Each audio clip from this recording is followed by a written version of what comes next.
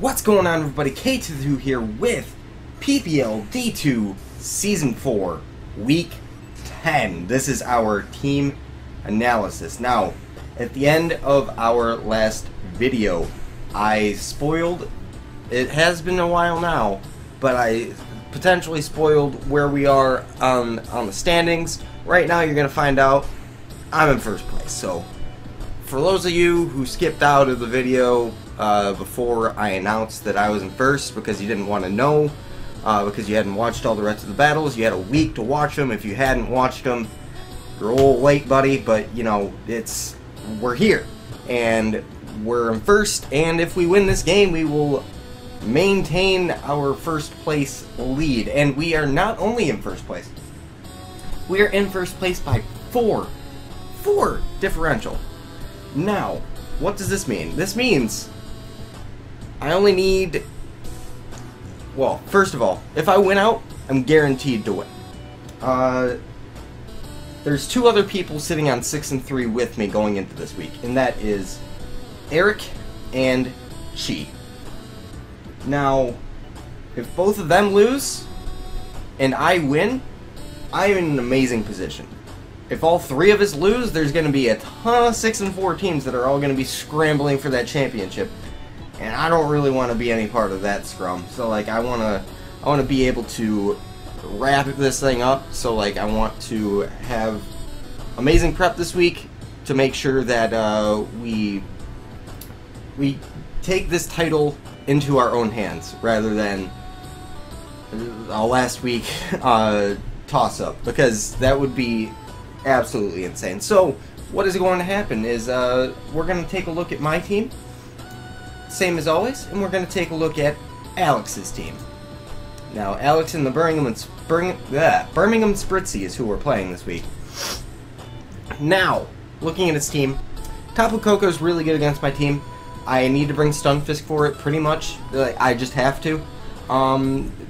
It speed ties with my Aerodactyl, so either he's going to bring absolute max speed with it, or he's going to be Scarfed. And Scarfed wouldn't be bad because it allows speed. Some Scarfers on my team that could potentially answer it, that normally do answer it as well. So I'm going to have to keep that in mind in my prep. However, it cannot really affect the fact that I still need to bring Scarfers on this team in order to deal with him. Lando I, thankfully, is not Sheer Force, it's Sand Force, so it's a little bit easier to deal with. He does have the Sand Core on his team, and by that I mean he has Gigalith, Lando I, and Stoutland, which of course could be kind of big issues for things. Keldeo outspeeds it though, which is very nice. If it's a Rock Polish set, I'm going to have to rely on him not having enough stopping power behind it in order to kill Keldeo in one go, or I'm going to have to rely on him, I don't even know. Like, a Rock Polish Lando is probably the best set against my team, and I cannot let it get set up. That's the only thing. Mega Sizz, kind of an issue for my team, not really in the sense that it comes in and revenges a lot of things, but more on the fact that it can take a hit and you turn out, regain momentum for him. Because looking at his team, I'm looking through it and I'm like, I need to momentum my way through this. Main reason is because I look at Keldeo, I look back at his team. The only switching he has to it is Latias, potential AV Hariyama, and even then, still, it's taking a ton of damage. And I've run out. Coolfish can be, but it doesn't have any recovery, so it's not really. Latias is really the only reliable thing he has for Keldeo, and I can spam momentum with Victini, Hydreigon, Serena. I can Pursuit Trap it with Aerodactyl. I have a Klefki that comes in on it all the time, so I can be okay with that. So those are good things. Yes, indeed. Gigalith and Stoutland. Now, I don't know exactly what to think about these two. He's only brought Stoutland one time this season, and I have heard that he dislikes using Stoutland.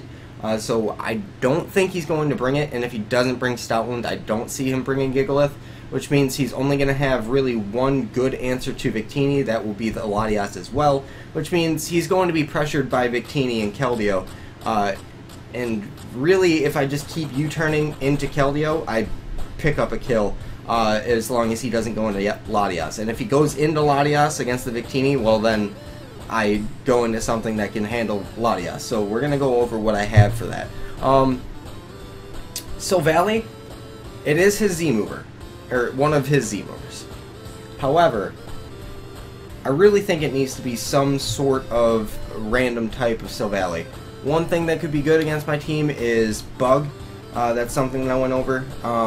Fairy, I think, would be the best option because Hydreigon can't really do anything to it unless I have steel coverage, and even then, it's not doing a whole lot to Silvally. And steel coverage against the rest of his team isn't very strong, so if he does bring it, I'll have to deal with it some other way. Besides that, I don't really know. Parting Shot is a really good way for him to get momentum as well. It's going to be a very momentum-heavy game this week. So that's going to be what I think about Silvally. Like Parting Shot and like Silvally something is what I'm thinking. A more defensive Silvally. Quillfish. Quillfish is a thing. You can get up T-Spikes, but I do have a Toxapex, which is cool. I mean, I can always potentially burn a Quillfish, and like he doesn't have very good Scald Switch-ins in the first place, so that would be nice. Other than that, don't really see Quillfish coming. It could be a secondary check to Keldeo, but I think Latias is just good enough, it's reliable enough to take on Keldeo. Hariyama. Hariyama is a thing that's pretty scary against my team. It's pretty strong. It can be Sheer Force Life Orb. It could be Flame Orb with the Guts. It could be Assault Vest with a mixed defensive spread in order to take hits from Keldeo. And it's always going to be doing a lot of damage, and I'm going to have trouble switching into it, especially if my Toxapex has an item on it that I don't want to switch in because it does get knockoff, and that's something I don't really want to deal with. Articuno is something that he has brought the last few weeks. Now, keep in mind, last season I had to play an Articuno twice. I didn't have to play it the second time, but I had to prep for it. The first time I played it was against Tup in week 1, and that was the only kill it got against me because I switched in my Lando T to a Freeze Dry because I expect like a Toxic or something because it was in front of a Licky and it wasn't doing a whole lot of damage with the... whatever. We've been there, done that. We don't need to go down that road again. Articuno, we're going to make you our bitch this week. You got it? You got it? Okay. Anyway, Alex has brought it the last couple weeks, and I know that he's brought Ancient Power to hit fire types, and really that's... I have to use Victini as a switch into this, because I don't really switch into Freeze Dry that well. Blissey, of course, can, and Blissey could be annoying to Articuno, but it does get pressure, so it could pressure stall me, which would be very unfortunamente. And yeah, that's going to be what we go into this match, into this prep thinking about. So let's go ahead and hop over to the team builder, and we are starting with Keldeo. Now, why Keldeo? Well, of course, as I already said, doesn't have a switch into it. Spec Surf destroys his team. Everything not named Latias and not named Max HP, Max Spadef, AV, Hariyama dies to Spec Surf on the switch in. Unless, of course, it is a specially defensive Silvally as well, with a type that can resist it, but even still, if I have rocks up, it'll die to Spec Surf, or to 2 Spec Surfs, so it can't really switch in, and Keldeo is here to outspeed Lando I, and I only need these 3 moves, so I was like, hey, you know what, let's throw Aqua Jet on there, because it seems like a good idea. Aqua Jet could pick off a potentially weakened Landorus Incarnate, which would be huge for my team. It would definitely help wear down that Lando, or pick off that Lando, because the team that I'm bringing is pretty weak to Lando, especially one with a potential Z-Fly. And of course, Lando T with Z-Fly is something that's a little more common, but Lando I is definitely an option that he can bring, and it'll just run through Serena, which is like my main answer to it. Anyway, that's all I gotta say about Keldeo. Very, very straightforward. The only thing that outspeeds it on this team are Tapu Koko and Latias. Potential Scarfer, but I don't see a Scarfer coming, and it tears through his team. So in order to get into it, I'm bringing, let's go over these in tandem. We're bringing Dual Scarf, Victini, Hydreigon. Now, Victini and Hydreigon. Now, they are both heavily invested in attack, and they both have Scarf U-turn. Why is this? Well, Scarf U-turn on Victini is because he only really has one good switch into Victini that I see him bringing, which is the Latias. He could bring Gigalith for it. He could bring Quillfish for it. That would be a little risky. The Silvally he has could also be the thing that he uses. Silvally Water is something that I also consider that he might bring. So what I'm doing here is I'm spamming the strongest U-turns that I can on my team in order to get in with my Keldeo in a favorable matchup. Every time Keldeo gets in front of something that isn't Latias, something is dying. Victini.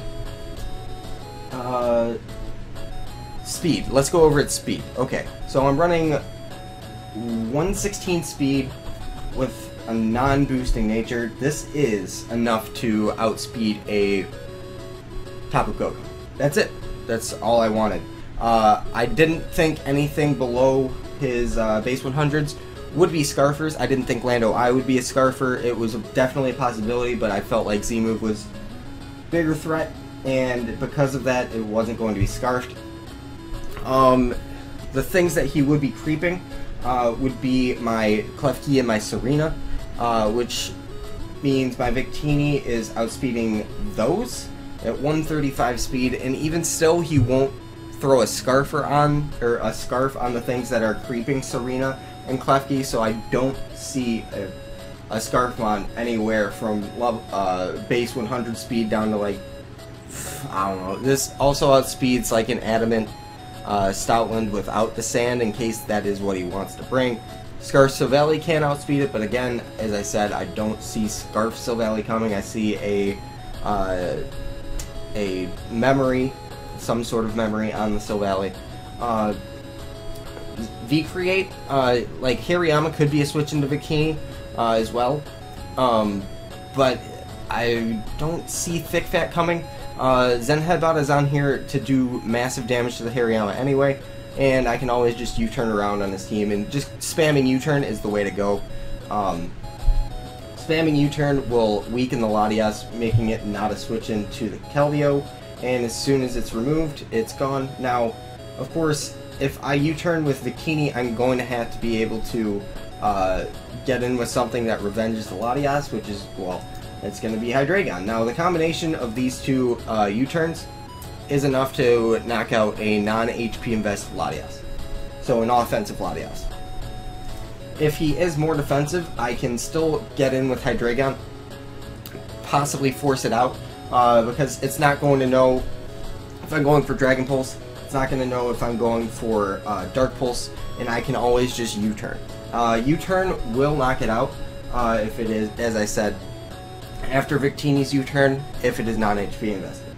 The coverage that I'm running on this is Flamethrower and Earth Power. No Dark Pulse. I felt like Dark Pulse wasn't really that great against his team. Flamethrower is only there for Mega Assist. No need to run Fire Blast. I just want to be able to hit it, and it's going to do as much damage as I need it to do. Earth Power is there only for Koko, and that's only if it's a non-Scarf Koko. Again, I'm running the same amount of speed on this as I did with Victini. Not really much to say more about that. The spread on this, I started with speed. I went into the speed stat, here, I'll do it right now. We'll go over this set right now. So I have 135 speed. Let's put this in here. I was like, yeah, that's enough for 135 speed. Let's be max attack, and then we'll throw, or max special attack, and we'll throw the rest into attack. And I was like, wait, I can get a few extra points out of this. So as you see, we're sitting at 177 special attack here. We throw the plus in here, take it all out, put this back up to 135, put more into here, and that's 4 more special attack points that we have now saved by doing this. Now, if you guys don't know, that is one way, well, that's not just one way, that is the way to optimize your spreads in order to get the most points possible out of your mons. Now, the reason this works is because its special attack stat is 125, which is higher than 98. And the boost you get from your natures is a 1.1 boost and a 0.9 drop. So 1.1 times 125 is going to be a bigger difference than 1.1 times 98. That's the way it works. That's all you really need to know about it. And really, I went into way too much detail about its spread than I probably should have. But that's gonna be Hey Dragon. Not really much else to say about it. I'm just spamming momentum. Speaking of spamming momentum, we have more momentum. That's going to be Serena. Now, the reason I have Serena, first of all, Rapid Spin. He only has 2 rockers on his team, which are Lando and Gigalith. If I don't see Gigalith, I'm not expecting rocks. Because rocks Lando I is kind of a waste. If he has it, then I can spin him away, and it's not really an issue because it's not that scary of a Landorus when it has rocks, because it doesn't have the rock polish at that point. So I have Synthesis now. I debated on Synthesis. I needed it. I know he has the sand, and I know I only get 25% back. However, it was a risk I had to take. If he does bring the sand, then the Synthesis is neutered. But if he doesn't, I can't really run Rest in order to get my health back because he has the Tapu Koko, which sets up electric terrain, and you cannot sleep in electric terrain. So I decided Synthesis was better than Rest because I would have more of a chance to get more health back throughout the game than if I just went with Rest. Because there's going to be more turns with the electric terrain up than with the sand up, I felt like. So yeah, that's going to be Serena. Just spread on it is to live 2 Life Orb Draco Meteors from Latias, so I can switch into it. I can easily live like Brave Bird from Tapu Koko and get U-turn out into something that deals with it a little bit better.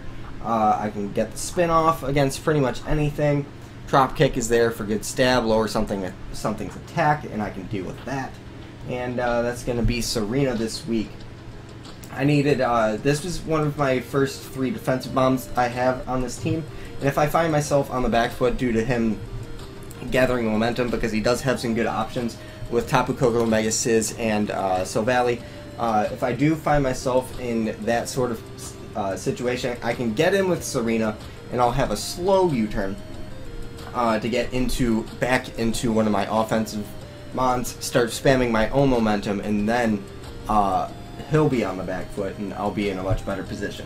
So having a defensive mon with the slow U-turn is going to be very nice to get into my fast things, to do the killing things. Now next up, it's my answer to the Tapu Koko. Stealth Rock, Pain Split, Toxic, and EQ. Stunfisk has to be here for rocks. Rocks are pretty important. Good for wearing down Tapu Koko because it only gets Roost really, and if it is Roost, then I can EQ it, which is nice. If it is choiced in some way, it won't have Roost, which means it'll get worn down over and over again, and it'll probably be, I think he'd be more of a physical build with Wild Charge and Brave Bird, so he'll be taking a lot of recoil. Pain Split is on here to get back some health.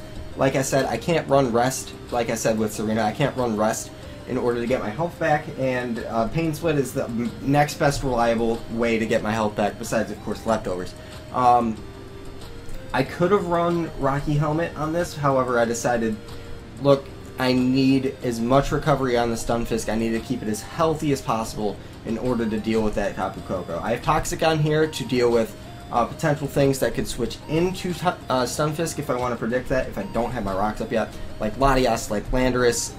I can't really deal with Mega Sizz, but that's okay because I'll get into Toxapex in a second. So the Latias, potential Silvally, potential Articuno switch in because it would force me out. I can't really do anything to it, and I need to keep Stunfisk healthy for the Tapu Koko. And Earthquake is on here over Earth Power. I know Earth Power does a little bit more because Stunfisk has absolutely awful attack, but EQ is here to potentially deal with a Calm Mind Tapu Koko, which could be an issue to my team. That way I can pressure him to try to kill the Stunfisk as I go for EQ against it. I can potentially 2-hit KO it, and we'd be Gucci after that. Not really much else to say about Stunfisk. Especially defensive to deal with the Tapu Koko. I don't really care if he gets off U-turns against it. Stunfisk can easily take those. It takes any other move that it goes for besides Grass Knot, which the Spadef is really there for. So yeah, that's going to be Stunfisk. And lastly, we have a Rocky Helmet Toxapex. Now, he does have a lot of momentum on his team, and if Mega Sizz comes in, it will be a problem. So if I get him with Toxapex against the Mega Sizz, he'd probably either fear the Haze, so he won't be set up, or he'll fear the Scald, so he wouldn't want to get burned. And he can't really deal with a Toxapex that has Haze, Recover, Scald, any of those. So Mega Sizz is shut down pretty much. Of course, I don't have Haze, but I do have Scald, and if I do get the burn, then he's just going to be doing a lot of damage to himself, and eventually I can get in with Victini, force it out with a V-Create, and move on with my life. Toxic over T-Spikes. I didn't really think T-Spikes were overly necessary. Toxic is very good for Landorus, very good for Latias, very good for Articuno. As I said, a bunch of really good things to have Toxic for. Tapu Koko, if it is choiced, probably won't ever lock itself into an electric move because I do have the Stunfisk. So I could use Toxapex to come in on that, get off a free Toxic, and move on with my day. Also, if he wants to go for U-turn, he'll take some extra Rocky Helmet damage, which means it's taking even more recoil damage. So this is the team. That's all I really want to say about the team. It's I feel good going into this match, and if I prepped correctly, I should come out on top. I felt like I had the matchup in this game, or in this this matchup. I just need to be able to perform, and if I do, I will be in first going into the final week of play. So make sure to stay tuned for the match, and I will see you guys next time.